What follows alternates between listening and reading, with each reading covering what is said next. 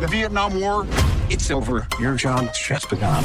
A new HBO original limited series. Welcome to the world of spycraft. Strap in. From executive producers Park Chan-wook and Robert Downey Jr. What are you concealing? Based on the Pulitzer Prize-winning novel by Viet Thanh Nguyen. What if I told you that I was a communist spy? How did you become this? The Sympathizer, streaming April 14th on Max. Subscription required. Hey there! Did you know Kroger always gives you savings and rewards on top of our lower-than-low prices?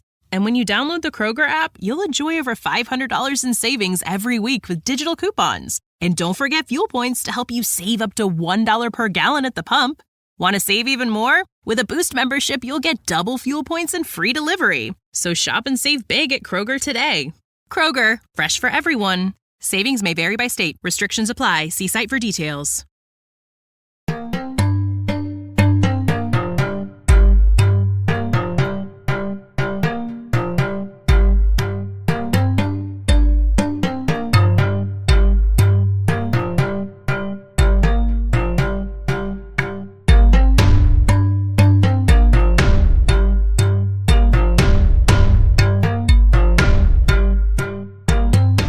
Venturing northeast in the world of Iridiana, we travel to Exalos, a queendom ripe with cutting-edge technology, powered by steam, powered by science.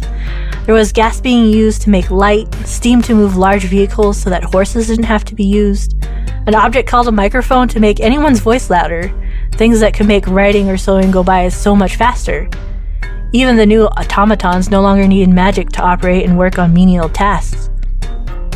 The days of depending on the weave were no longer a halt to progress. They believed they were no longer restricted by the confines of the limit that the old tyrants, the fake gods, who were long since vanquished, had placed upon the world. We then focused to the most northern east city of the country, the lands of the Duke of the North, the man who ruled the icy domain, being a half-brother to the reigning queen. To those that lived there, winter was always harsh and biting at their skin, a stinging numbness that refreshed the body. Blankets of crystal white snow always covered the land. Spring could see the occasional growth of green peek through the white, but it made no difference to the long, darker days of winter. The trees stood tall, firmly planted in the ground, providing breaks in the cutting winds. The Duke's castle and walls around the city stood sturdy and posed itself against the landscape, each stone fortifying the foundation that protects the people against the cold, as well as the darkness. As the younger brother to the queen, he could not go to war against the dragons, so instead he decided to shoulder the responsibilities of vanquishing the darkness and becoming a Daybreak Warden. Going through the city past the Daybreak Warden base known as Frostburn, and outside the town, we travel the well-walked-upon route towards a crevice in the earth, towards Rhapsody's Spine, a mountain range that spanned Exalos and into the southern desert country of Oriel. It created a large opening for those that were permitted to climb down, the depths dangerous for anyone untrained in the darkness. But this was another way into the Underdark. The further one went, the closer they got to the catacombs, an ancient structure of some sort of infested, with horrid creatures that thrived without the sun. 3 folk were in a room, the walls made of ancient stone and crystal that enclosed them in the space. One a warforged, made in sleek and slender design with the subtle blue glowing runes that were etched into their metal. They were known as Akura 70558, denoting they were a model from the last 50 years or so. But they were lovingly nicknamed as Crystal. The second, Snuggler the Crusher, or what he insists is Klelrak Toskun, a young white dragonborn man dressed from head to toe of dark pelts and furs. And they both look to my player and his character. Could you introduce yourself, please, and thank you? I would love to. They look to a 4-foot-ish, 4.5-foot-ish. Let me actually check my page here because I wrote it down. A 5'2", foot tall. Counting the ears, absolutely. We count those ears. Tall. what is a harengon is what D&D calls it, but frankly it's a rabbit folk. And so he's got black fur. His feet have gray fur. His palms are like unnaturally white. The fringes around his fur, on where his like whiskers would be, have these like white fringes. And he is in a suit of armor, essentially. He's got the scale mail armor with leathers around it, and for the most part, he's covered in furs, and he's got these metal shoulder pieces and a hood up where his ears stick out of his hood. One of his ears actually has a good chunk taken out of the tip of it. And the unique piece of this is that he actually has armor on his face, almost like a helmet, but there's that middle pane that would go down his snout, like that. There's a black metal plate, and on that is the lantern, the symbol for the torches, the wardens. That's where his symbol sits. That way it's forefront to everybody's mind. Of course he has weapons, but I don't think we necessarily need to go into all those details until necessary. But most importantly, sitting aside his shoulder is a small silver hawk, his companion. And the hawk actually has its own like furs around its neck. Like he made him a little cute little, almost like a fur jacket, so he stays warm. And who are you? Oh, right, I should tell my name. My name, or my character's name more accurately, is MaK FloppyEars. Well, I meant by you, DeWayne, but you know. Oh, right. Well, I just figured everybody knew. That's my fault. Hi, I'm DeWayne Beeden. I play as a harengon. Thank you. They both look to you, starting to do some hand signs and gestures towards you. Basically, just trying to find out where to next. That's a great question. And so basically what I'm going to do is I'm going to look back at them, also silent. And then I'm going to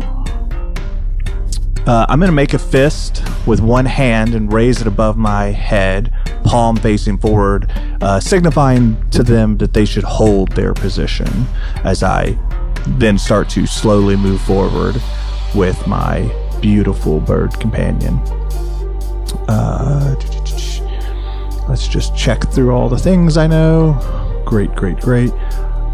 Yeah, perfect. And so I'm gonna just move forward through these catacombs. I think we have already been clearing this level, and so we've went through some of the beasts, or the undead monsters, the things that go bump in the dark, and just kind of lead the way. And after I go a little bit forward, and I imagine I find like a bend, like a turn where they no longer can have good eyesight on me, I motion them forward to follow. Yeah, and they will definitely come over and follow as quietly as they can be. I imagine in the catacombs, one of the very reasons that you want to be quiet is there's a thing called a cackler, and it tries to trick you. Usually trying to lay magic upon your ears and make you unable to fight, mainly by laughter or trying to sound like your other buddies. And they follow. Most of this layer of the crypt, though, you found chickens, which you guys call the bad kind, and for D&D standards, they look like abyssal chickens. They're mean little motherfuckers. They're like little featherless things with a big old mouth and sharp pointy teeth and a tongue. Doesn't seem like they have any eyes. They're the bad chickens. And it's mostly of what you guys have found at this level. And today is one of the weird days where it's kind of been the most clearest you've been able to like see this area. Like you guys have been working on it. Is it safe to say this level is fairly clear at this point? At this point, I think so. You guys handled a few things, and it seems to be like a good day. with that in mind, and feel free at any point to correct me. I think we're creating this together, so good. Absolutely. So I think we look around the bend, seeing that frankly there's nothing left, and we've hit a dead end for this level of the crypt. So then I would go through. Oh man, it sure would be. Ah, yes. All right, perfect. So then I would turn to my compatriots, extend both my arms out to the sides, palms facing forward, and slowly bring them towards my chest, almost to give like the regroup, which that actually is the regroup flicker hands form of communicating. And then I'm going to make a slashing motion across my neck with an open palm. Interesting. And that's going to be like the sign as like a retreat. So, and that would signify these two cohorts of mine, these brothers in arms, to retreat back to this stairwell that we've been descending to go further down this catacombs, because we make a semi-quasi kind of camp at each stairwell, but then every so many levels, there's almost like a small forward operating base where like more people can gather. So I think we head back that direction. I like it. We can definitely do that. They'll both acknowledge like the order given and be like, okay, we agree, we'll follow. And you guys head back off to check out the main camps. Maybe send reports to someone in charge, or what do you think is happening here? So I imagine that these like small camps we make that are just kind of like at each floor are really for like whatever squad or platoon are working it. So I think we would have to ascend up a few levels to get to like a more centralized gathering point. But I think that would be the case, that we would head up to get rations, to get warm food, to do mail checks, order checks. I imagine there's like bounties, or not bounties, but orders that you would go and check in for, because we're not just rogues here. We follow our orders. Right. I think when you're in the safety of camp, Snuggler will like wrap one arm around you, kind of like relieved, like sweat off the brow, like his little copper Daybreak Warden insignia on the side, and be like, oh man, I was scared shitless. Well, you did great. I was so worried, but they said you were a pro, and you're a pro. Hey, it's Kaylee Cuoco for Priceline. Ready to go to your happy place for a happy price? Well, why didn't you say so? Just download the Priceline app right now and save up to 60% on hotels. So whether it's Cousin Kevin's Kazoo Concert in Kansas City, go Kevin, or Becky's Bachelorette Bash in Bermuda, you never have to miss a trip ever again. So download the Priceline app today. Your savings are waiting.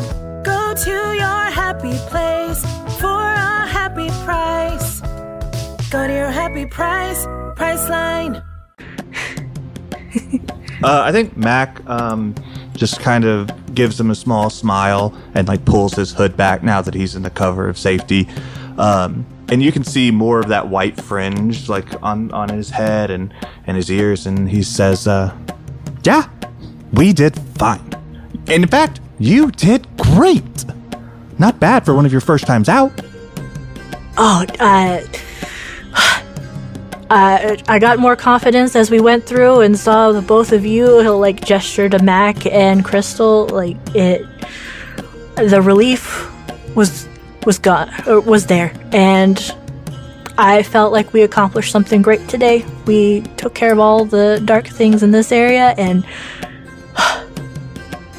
he'll just like pull you both into a big hug kind of vibe. And you hear the squawking of the Silverbird. Careful, you're hurting Sora. Oh, careful. Oh, sorry, Sora. I'll be wary of my arms. I'm sorry. I try to get the furs so the scales don't hurt anybody else, but he'll kind of chuckle.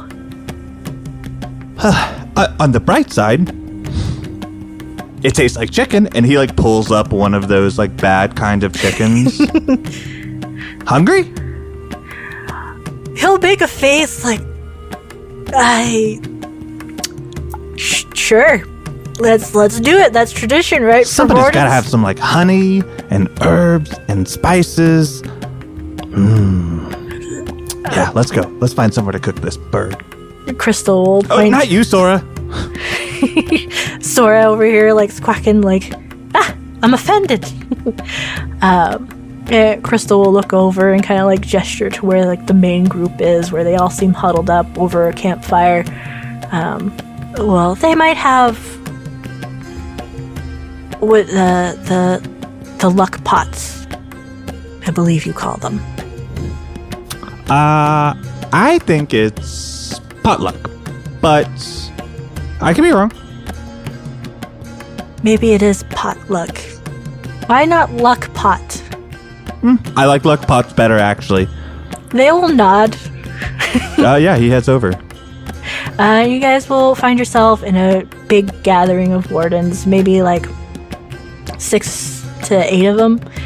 I say big, but like it's kind of like small squadrons that work together in these little areas, and they're all just kind of hanging out, keeping their voices low, not to attract attention, but like also it's a little more lively to keep warm and the area bright. Yeah, and reading the room, I think MaK like joins this circle and either looks for a piece of rubble to sit on, or he like potentially like just kneels on his knees and slowly pushes forward his bird to wait for his turn. Not his bird, his abyssal chicken, his bad kind of chicken, forward to wait its turn to cook it. And he's just more quiet. In this room, would he be one of the older torches? I think he would be senior? one of the older torches here. One of the elderly, quote unquote, fighters. Yeah. He's been around a lot longer than most of these folks, but not all of them are new copper strikers. You have other torches who have been out a few runs, as well as a few lanterns who kind of like man the base, make sure that it's safe for everybody to come back to. They're all just hanging out, having a good time. And what would you say the temperament between the torches and the lanterns is in this particular camp? In this particular camp, because you guys are in the north of the Duke of the North's territory, they're a little more friendlier here than where it might be in most places. You've had the comparison of living outside of this area about, 15 years ago? They're not as... Give or take.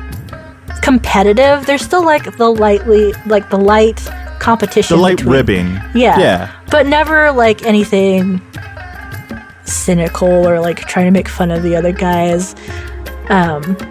Because at the end of the day, your job is to all protect the light and vanquish the darkness. And that is a goal amongst all wardens. And as fun as it is to like poke fun at the others, the lanterns tend to have the cushier jobs, but here it seems to all be the same, almost. Yeah, and I think MaK's viewpoint of the lanterns is one of respect, even though he would never do their job. They keep the things safe, and they talk to a lot of people, make sure they're more sound for new recruits who might be scared shitless, who did not do well on their first run, or even local people. But because you're under here, you don't have to worry about locals so much. It's very rare you find people of the Underdark in the catacombs area. I think MaK will say to the group, both his companions, Senior Crusher and Crystal, and the group as well, as he pulls out bones essentially and begins to like carve at them, and he says, anything new to report? Anything dangerous? So one of the others, little gnomish guy that goes by Pop, he'll speak up. The upper 2 floors, it's all clear. You guys have been keeping it safe down there. Rarely anything gets up from this point onwards. And then another fellow, the joys of being a DM is making up a name. know it. I'm going to make it happen. I just, Yeah, this you whole are. group, let me communicate with my compatriots. Oh, I love it. I don't mind it. And I will take the names that are suggested. I'm going to call him Soyble. Soyble will be like an elven woman, and she'll kind of like very straight faced. We're like, the lower floors are having some trouble, but nothing that no one can't handle. We haven't had a bad raid in a while, so far so good. It might be another couple weeks before another major mob comes through, based on movements of everything. He like stretches as he's like carving these bones.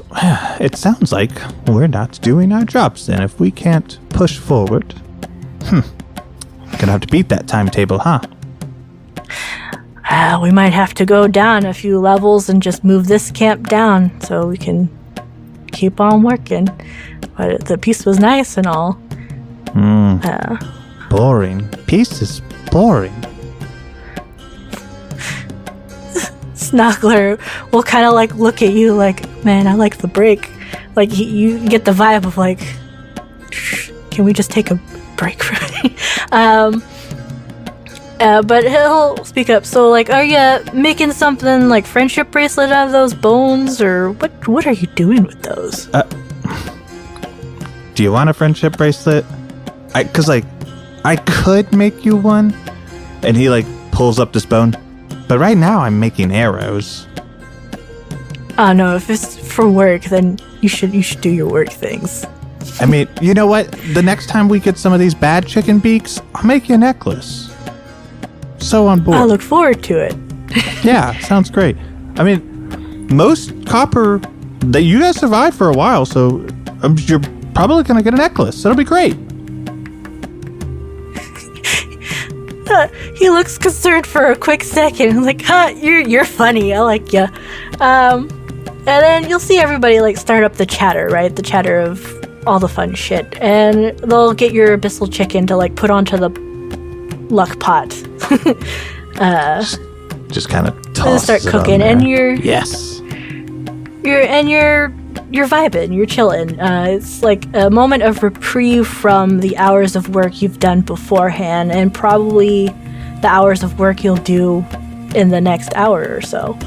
However, like as you sit there, something weird happens. Like no mail appears, but there's kind of like a little sparkle, a little zing, little what I call would be magic that goes through your brain. Okay. And you recognize the voice that rings in your head. And it goes, "Sorry for how I left things, but I need your help, my brother. It's urgent. Silver Blossom, 22nd. Honey Run, Avon Lee, 6 days south of HQ." Now, MaK wouldn't really know that's the sending spell, but for those of us who do know what that is the sending spell. Yeah. I would agree. I think his ear perks up and like twitches a little bit, and he stops feeding these little chicken nuggets to Sora. What the? He says audibly. God? A few of them will look over to you, like to your voicing out. It's like the crystal will kind of like do the head tilt, and you see the glow of the blue runes of her eyes be like, "You okay?" Probably not a good sign that I'm hearing voices in my head that gave me an address No. and called me brother. That's not normal. Right? I do not believe it is normal unless the voice in your head is your own voice, but I do not know how that works. Yeah, do you have a voice in your head, Crystal? Like that monologues for you, or do you just like see pictures? This is really important for me. I think there's a straight look with the Warforge. Like, it's hard to see what's going on there. And it's definitely like perhaps the cogs are turning. All right, fair enough. I don't know. Now I will have to ponder upon this. Yeah, I think I just created a logic loop in you. That's okay, for me. With your knowledge, that does ring to be Oshin. Oshin.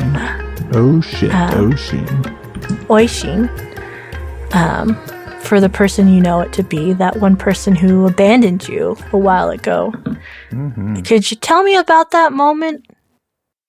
Yeah, so I imagine, I guess I don't imagine, I recall, MaK recalls this memory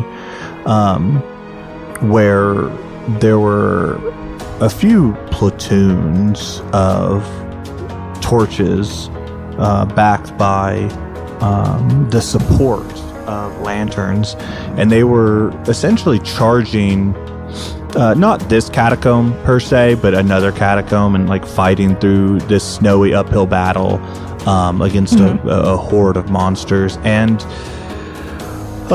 side by side fighting this like wave of monsters. Oshin, who's a powerful fighter in his own right, in their own right, and MaK was fighting alongside Oshin, and both of them were kind of making a bottleneck to prevent this horde from passing by unscathed. And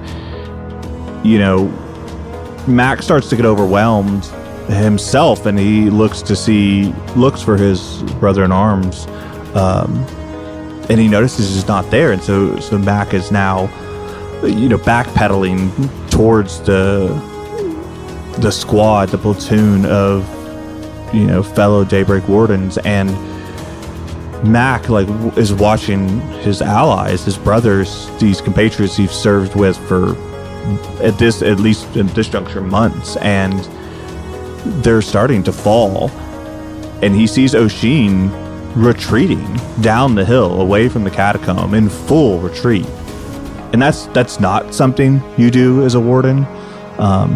It's disgraceful at best.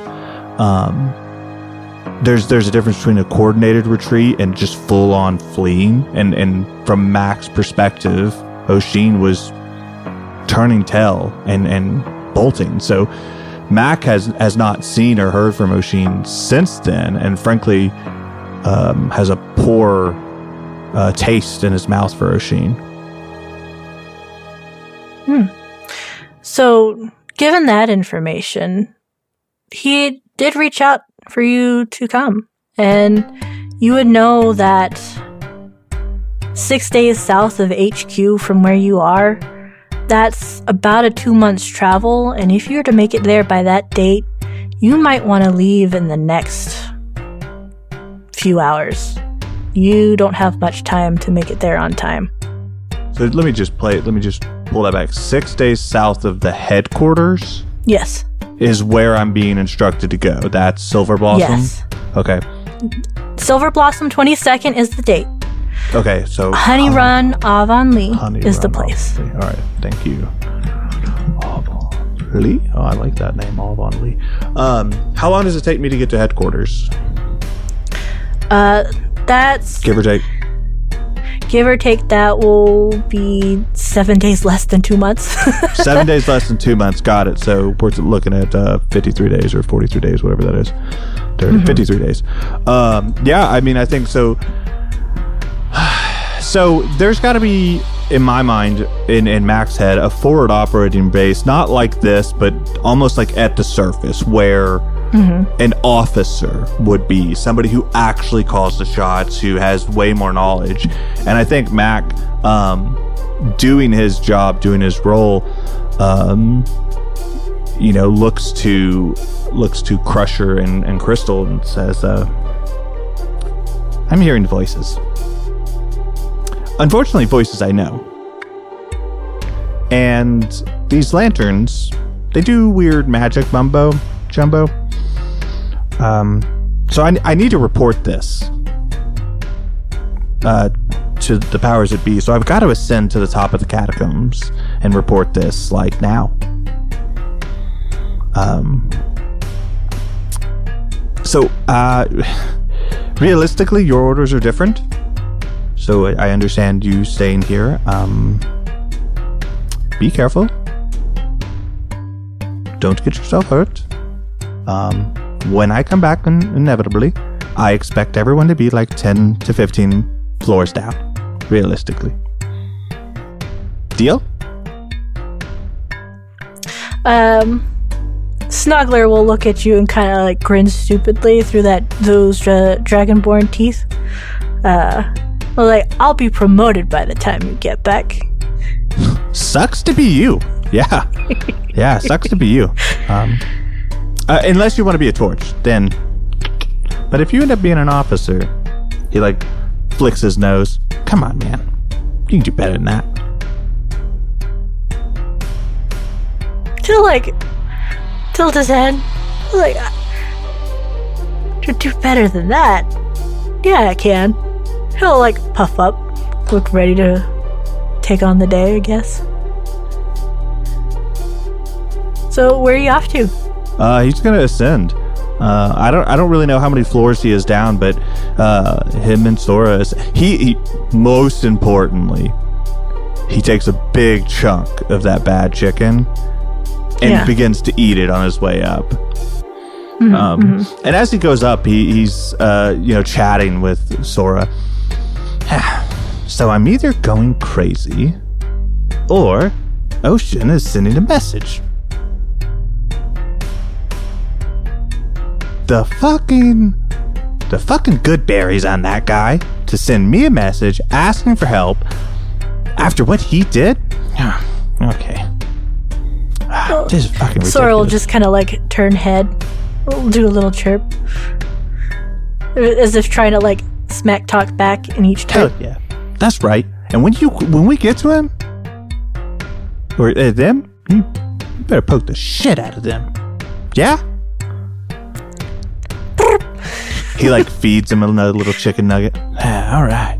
And so I think he ascends and looks for the officer, whoever is in charge, the commander. Yeah. So he approaches this commander.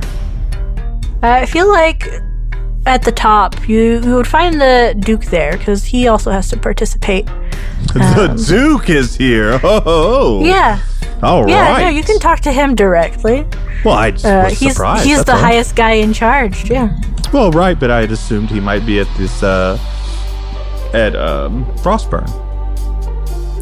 He's between Frostburn and here. This is one of the instances he could be here. And he, like, approaches the Duke and kind of gives a little head bow. Duke? He'll just nod. I know it's strange to be abandoning my post mid-orders, but the queerest thing happened to me. I heard voices in my head that sounded like that traitorous bastard Oshin. He'll look at you a little puzzled. That's how I felt. He told me to meet him at Avonlea Lane, Rainbows, Kittens, Honey, Boons. But anyways, a Silver Blossom, the 22nd. I'm supposed to meet him there. Them there. Should I?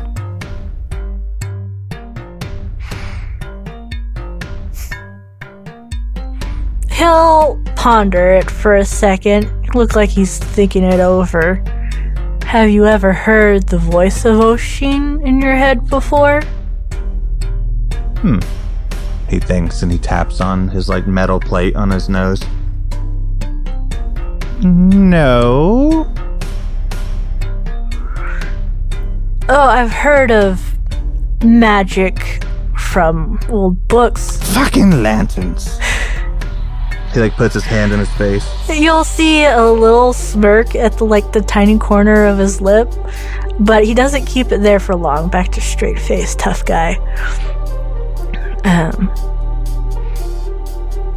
If the information and intel is true, then we might be able to actually get him and make him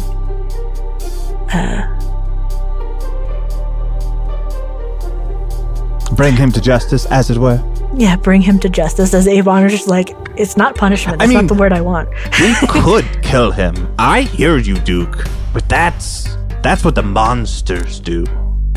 Some justice for the event would be more than enough. Perfect. I will bring him back dead or alive, preferably alive and in one piece. Sora, yes? You have permission to go ahead for this mission.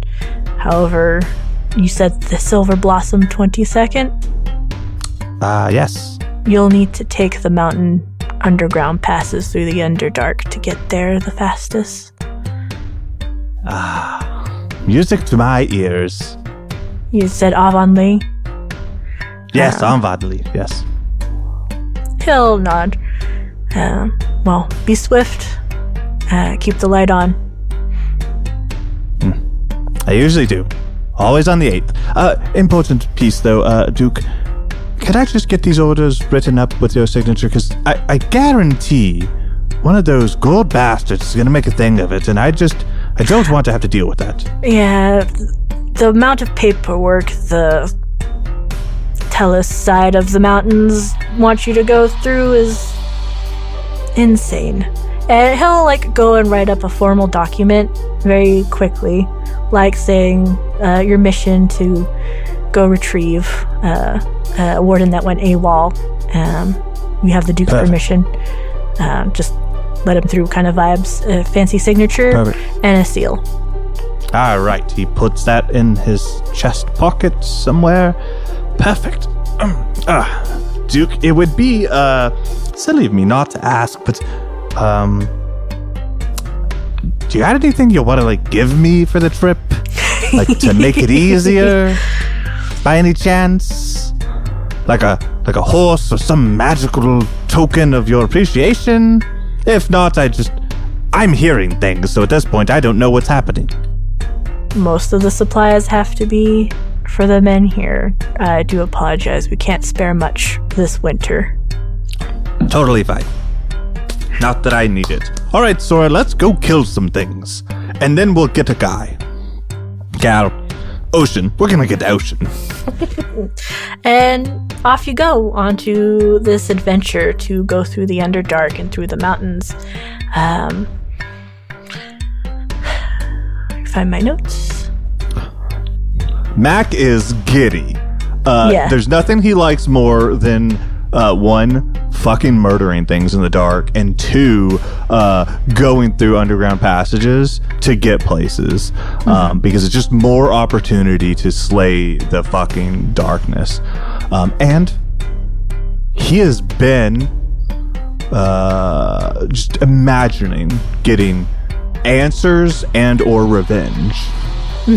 Not necessarily in that order, but he's not happy. I get it. As a warden, you would know of the underground passages and how you guys would mark it off to know which ways are a little bit safer to go, or if groups of 1 or 2 or 3 need to go through to get to some place quickly. And you make it easy through the underground places. Eventually you'll be above mountain and get to the Tomorrow Springs.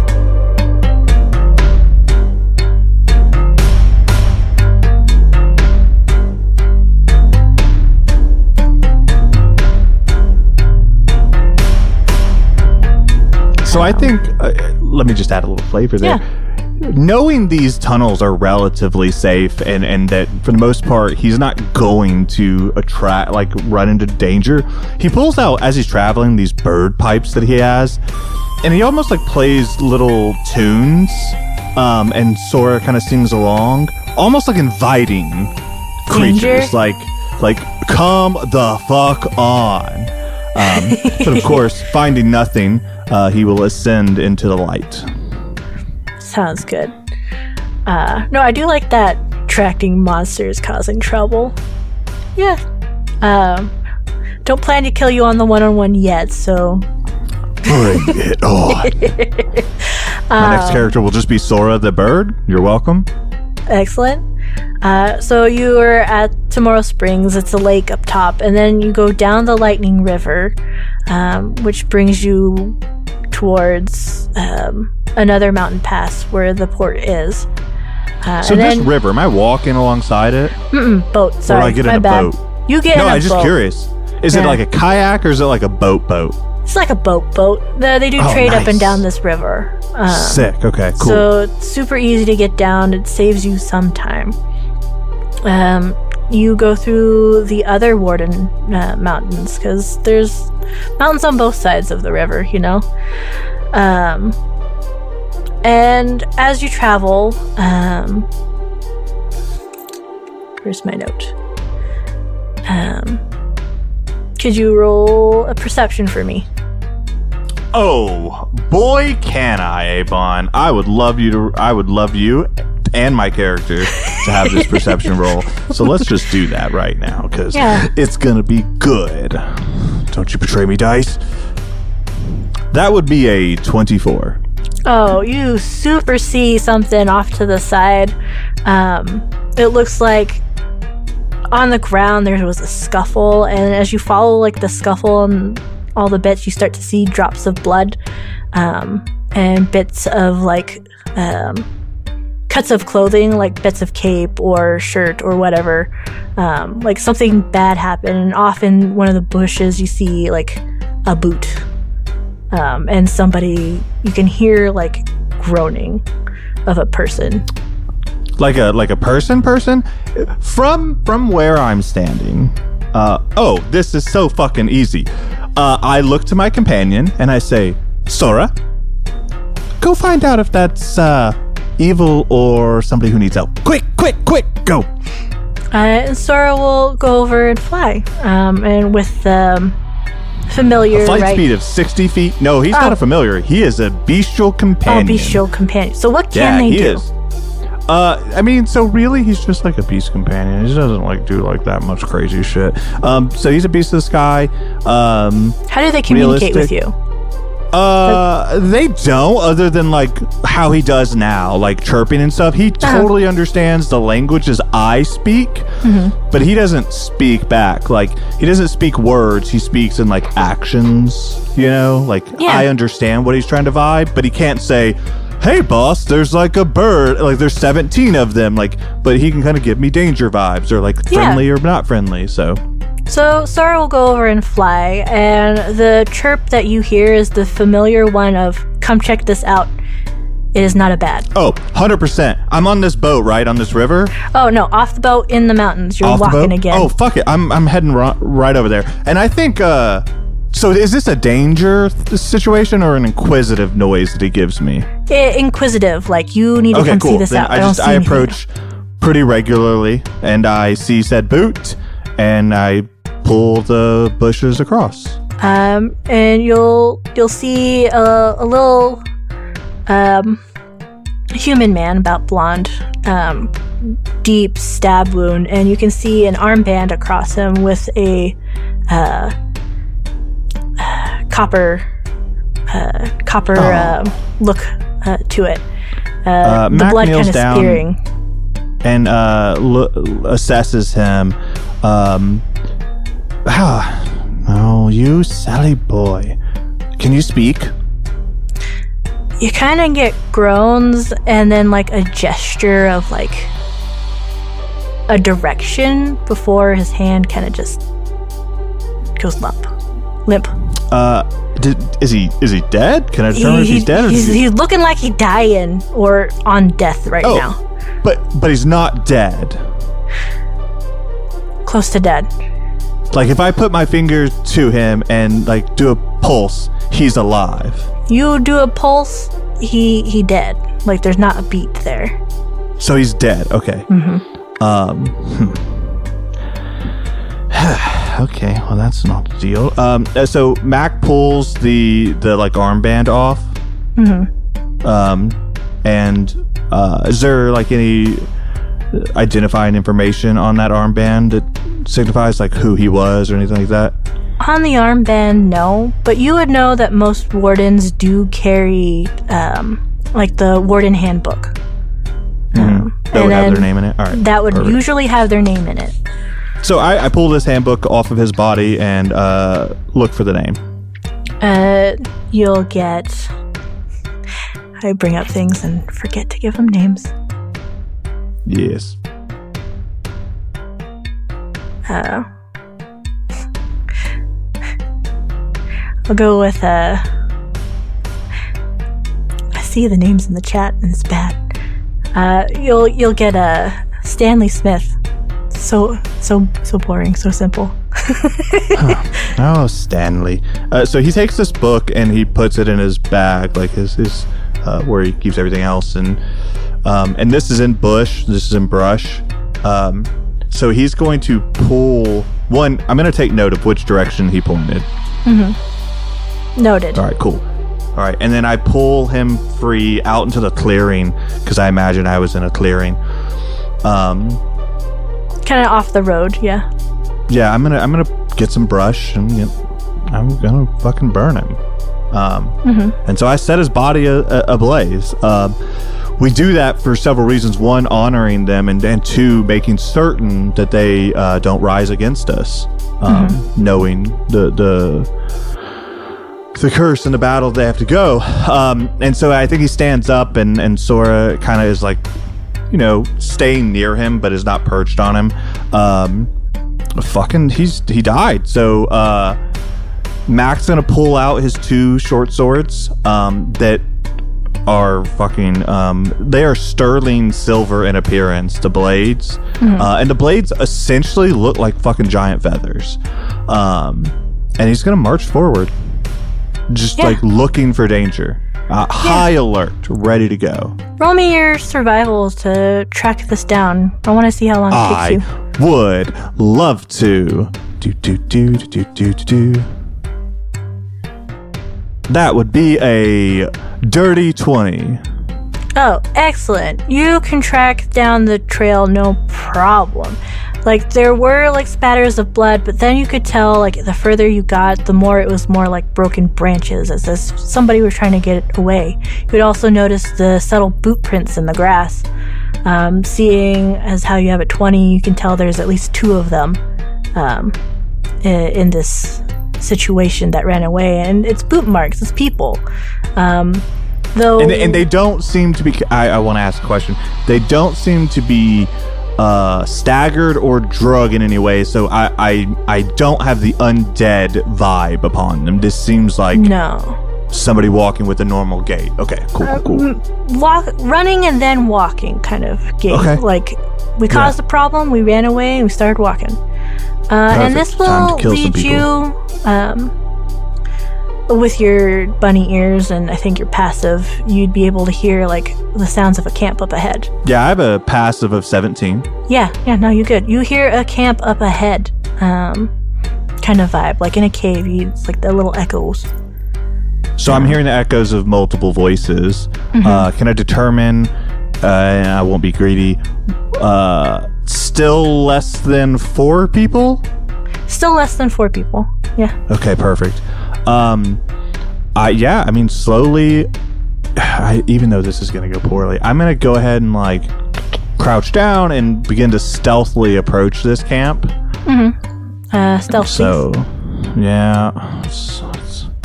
Hold on. So I roll those with disadvantage, so that's fun. I got a 15 though. You think you're stealthy? All right, perfect.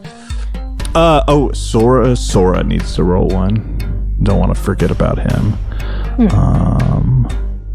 Sora gets a +3 to his stealth rolls. You fucking quacker. Sora gets a natural 20 for a 23. That motherfucker believes he is stealthy. Just disappeared off of the face of the world. You don't know where Sora went. going like sneaking around, maybe up in the skies, maybe just in that right spot of the sunlight, you know? So I approach, blades drawn, ready to go. Yeah, and as you see the camp. There seems to be 3 guys there. There's a fire. They're kind of like chatting. They have booze, and kind of like a makeshift area where it kind of looks like it's home base, right? Like there's stuff settled into the corner. There's barrels. There's buckets. There's like various trinkets hanging on the side. And you might be able to assume these guys might be bandits, because they're definitely talking shit about how they got this one kid with blonde hair and stole all the gold off of him. Boy, howdy, are they going to regret that? Yeah. So, let's see, because, I mean, I don't... Yeah, I think, I see 3 of them. They look like bandits. It's safe to say I have the drop on them. So... They also seem drunk. So if you would like, you can go narrative combat, roll me your, what? Would you like heart? I don't even know. I mean, I think body, because I'm about to, like, knowing they're drunk and the rage of what I'm going to do. First things first, before I go into narrative combat, I'm going to bring my boy down. I'm going to call him down. And I'm going to cast Beast Bond on my boy. And basically that means... Normally, if it was a beast that I didn't know, they would be friendly or charmed by me, but Sora's always charmed by me. So now Sora and I can understand each other with telepathic messages, and as long as he's within 5 feet of me, he gets advantage on his attacks. And then we're just gonna charge. We're gonna, like, as not like full on sprint. We're gonna like go as stealthily as we can until we're noticed or we're within striking range. When we get noticed, I want to charge, or MaK wants to charge, and he will ask questions after he's down to 1 person. Okay, cool beans. So I have a body of 3 rounded down because it's 7 divided by 2. And there's a table that you're gonna need, ABon. Let me pull. Yeah. I think you have it. Or I think I have 1 to 2 fail with a cost, 3 to 4 succeed at a cost, 5 or greater. That one. Yeah. So I think I want to start with trying to just nuke or straight up murder 2 of these guys. Yeah. Sure. Go for it. So, okay, let me check.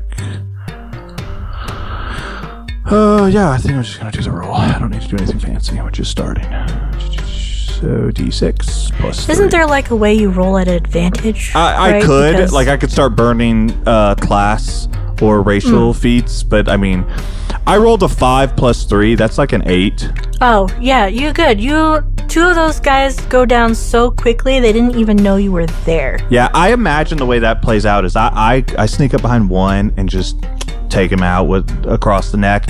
But Sora, being this fucking bolt of lightning sometimes, just gets the other guy across the neck, and they don't have a chance to speak.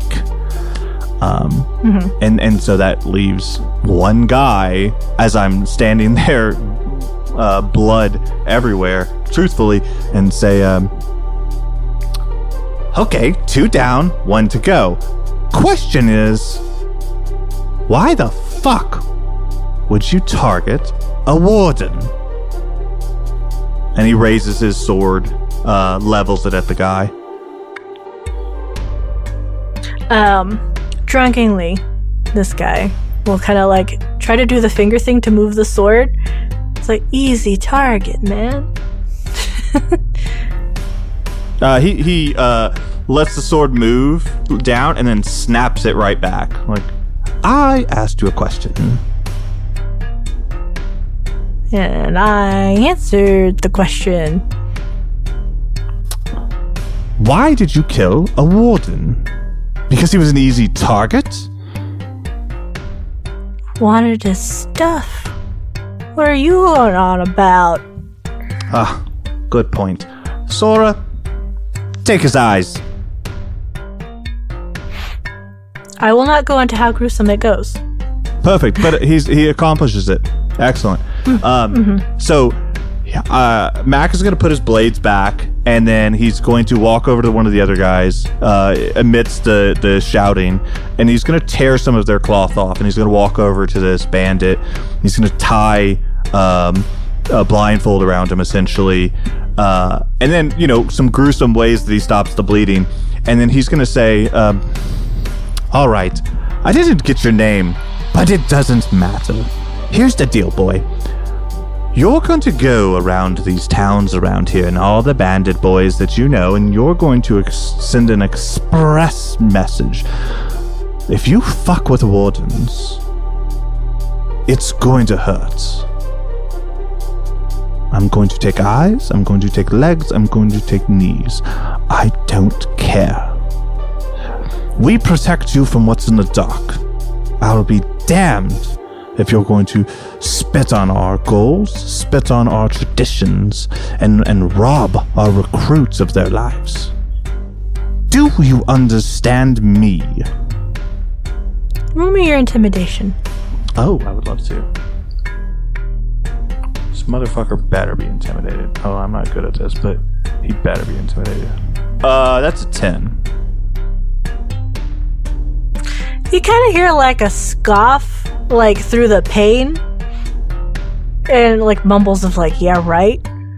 Yeah, cool. I draw a blade and shove it into his right knee. More screams and profanities. How are we feeling about your message now? You'll get like that, fine, we'll deal with it kind of like, yeah, I'll tell all the guys. Perfect. And there's a campfire here, right? Yeah. Yeah, cool. I go ahead and just warm up my blade and seal up that wound. Perfect. More screams, yeah. All right. Well, you'll have quite the hobble and an interesting time getting back, but by all means, go. Guy runs off. Oh, he fucking hobbles off. He hobbles off, probably right into a tree, my dude. Hell yeah. And so because I can telepathically communicate with my boy, still. Let me see the range on that. Doesn't seem to have a range, so that's cute. So I'm gonna say whatever the range is, we'll deal with that later. I basically, Sora, follow him, and just have Sora follow him until Sora can't communicate with me anymore, and then he comes back. In the interim, I want to fucking go through these dead guys and make sure anything that's related to the wardens, I pull back, because they're not gonna we're not leaving that here. And then if they have gold, I'll say gold. Yeah, sure. You will get 6 gold, 8 silver, and some amount of copper. He'll leave the copper. He's not super worried about that. He does take 4 of the silver pieces. He's not going to collect. He's going to lay these bodies face up and put silver coins on their eyes. Gotcha. And you will also find a book. It's very raunchy, one of them. Another book, and it's a journal, and it will have our dear whatever Smith's name was. Stanley. It will have Stanley's name in there. It seems to be like a journal cataloging missions. Inside of it, there is like a little photograph of like a family. Seems to be like a younger sibling and a parent,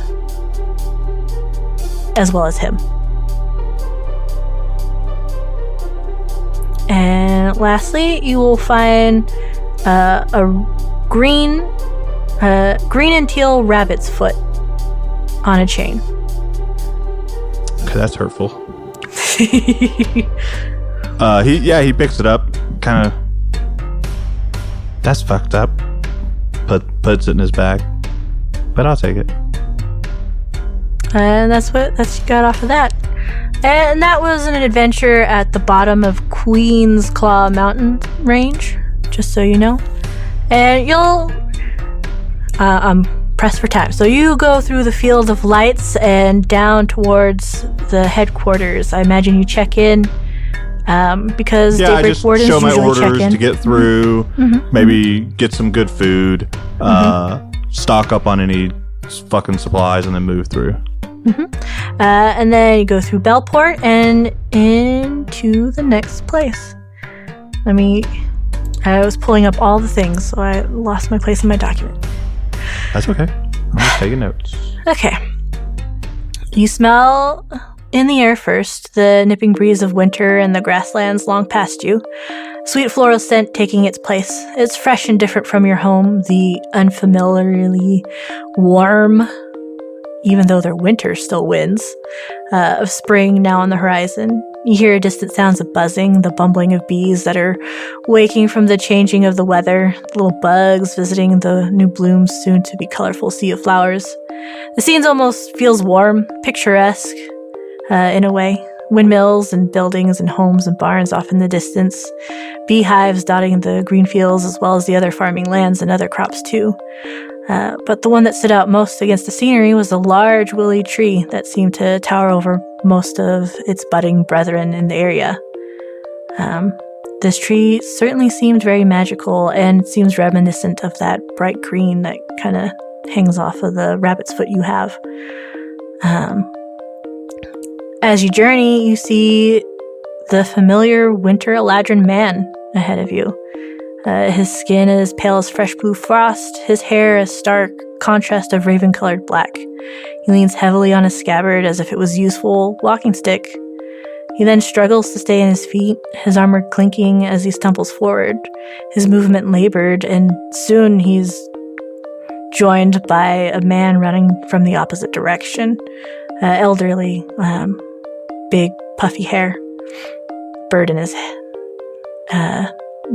bird in his hair as well. I approach and I know this to be Ocean. Yes, Ocean. Yes, you know this to be Ocean. And when you see him, he looks pale, sickly.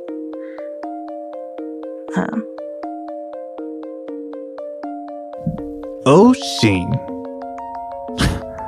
I have a lot of questions for you, and I have a blade drawn. I have answers while he's holding the other man's hand. But I need your help. I didn't expect you to come. The good berries on you to ask for my help after what you did. You're the most resourceful I know, and I need it. Flattery will get... No, wait, hold on. You did a bad thing. Why? He'll offer his hand like, I need you to follow. Listen, if this is a trick, Sora, if he does something crazy, take his eyes. Yeah? All right, great. I take his hand. Blade still in the other hand. And that's where we'll end their episode. Sora, you get his fucking eyes, motherfucker. If he does something up, you get him. Yeah, no, that's good. Fuck, that was good, ABon. You're welcome. Okay, all right. Just because we are doing one-on-ones does not mean we stop our roles for humanity. Could you tell me a little about what's going on this month? Absolutely. This is rare for me and grateful for me because normally this is Shane's bag. So we're going to be rolling for the ASPCA, which is the American Society for the Prevention of Cruelty to Animals. And boy, howdy, could that not be more appropriate, because you fuck with animals, you fuck with Sora, you lose your eyes. So we're going to be going ahead and rolling a D20, and we're going to hope for a crit. Big money. Not a crit, and fucking actually it's a 5. I'm so sorry. But the only way you can help is to roll at your table too, please. Please. But still, a 5. Any dollars is good dollars, so. Of course it is. Amazing. Support our friends in need. Anyway, like we always say, we love you. We love you. Bye. Sorry, get the eyes.